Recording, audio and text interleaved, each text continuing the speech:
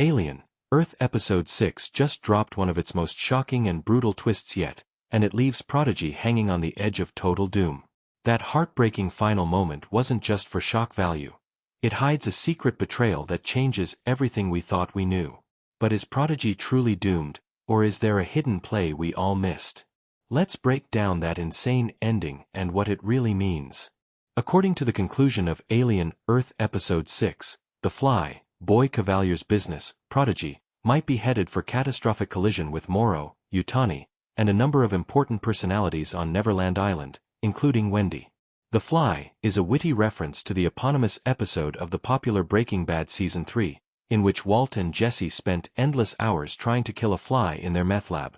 When the fifth beetle-like alien species in Alien, Earth is finally exposed and destroys Toodles, one of the Lost Boy Herbids, the stakes are far higher than destroying a batch of drugs.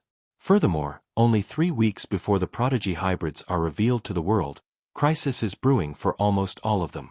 Adam Ennis ordered Nibs to undergo an internal realignment that disrupts her natural nature and erases some of her darkest memories after he threatened to harm Dame Sylvia. Wendy, meantime, is certain that the xenomorph she made friends with is good, convinced that Marcy is still his sister. Joe is desperate to get her off Neverland Island permanently when she deceives Arthur into falling into a terrible face-hugging trap. Yutani is coerced into signing a lucrative arbitration agreement by Boy Kavalier, who probably has no intention of returning her specimens. After what transpired with Nibs, Wendy has doubts about Sylvia. The sequence in Alien, Earth Episode 6 where Wendy confronts Dame Sylvia about changing Nibs' memories and personality is one of the most important.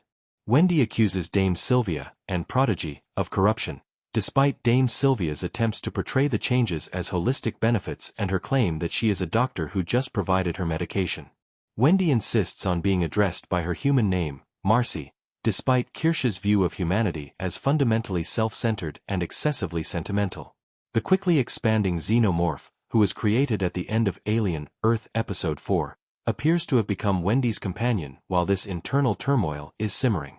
Boy Kavalier may be preparing to unveil these specimens, along with the hybrids, in the season finale of Alien, Earth, since we now know the truth about why the Maginot crashed into Prodigy City thanks to the lengthy flashback in Episode 5.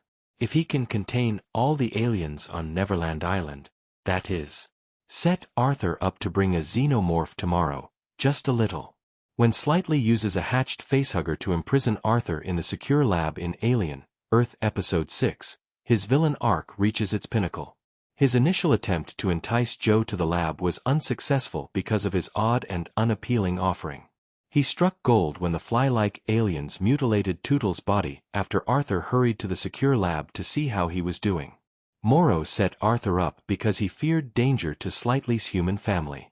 In order to send only a human host to Morrow, who is adamant about returning all of the specimens to Yutani, he need a facehugger.